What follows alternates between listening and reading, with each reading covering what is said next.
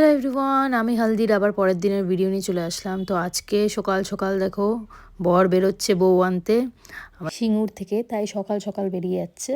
ওরা বেরোতে বেরোতে মনে হয় 10টা সাড়ে 10টা বেজেছিল। ডিস্টেন্সটা যেহেতু অনেকটাই দূর, তাই জন্য সকাল সকাল বেরিয়ে পড়েছিল সবাই মিলে, বরযাত্রী আর বর। আর আমার তো দেখে খুব যেতে ইচ্ছা করছিল, কিন্তু কি করব, যেতে পারবো না। ঋষি আছে সাথে, ওকে নিয়ে তো অত ট্রাভেল করা যাবে না, তাই আমি থেকে গেছিলাম। আমি শুধু কিছু ফটো টটো তুলে থেকে গেছিলাম। এই দেখো বড় মাসি একটু কিছু ফটো তুললো আমাদের সাথে, আমার আর ঋষির সাথে। আর ঋষিকে আমি বাইরে একদমই আনছিলাম না, কিছুক্ষণের জন্য জাস্ট ফটো তোলার জন্য একটু এনেছিলাম বাইরে।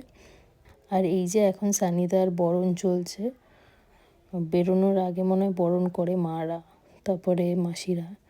তো ওটাই হচ্ছে এখন রিচুয়ালসটা, তাই তোমাদের সাথে শেয়ার করলাম। আর ওই দেখো পাশে কি কিউট, এটা মুলু নিত পর, সো কিউট। আমার তো খুব কিউট লেগেছে নিত পরটাকে।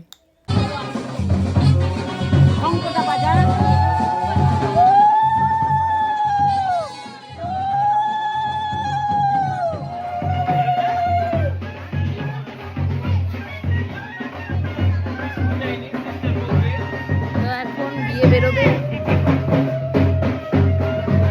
আমার তো ভিডিওই করা হচ্ছে না।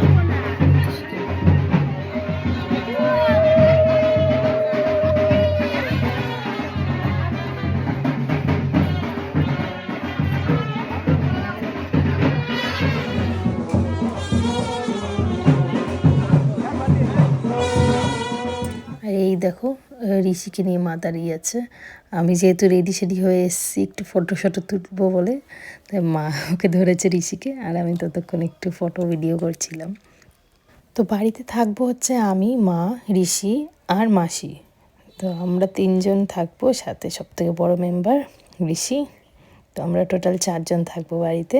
আর সবাই যাচ্ছে বিয়ে বাড়ি।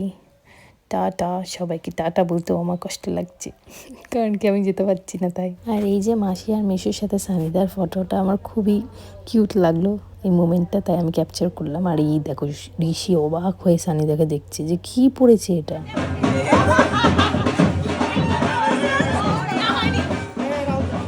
তো ওরা ডান্স দিয়ে আজকে ব্লগটাকে এন্ড করছি। তোমাদের সাথে আবার নেক্সট ভিডিওতে দেখা হচ্ছে।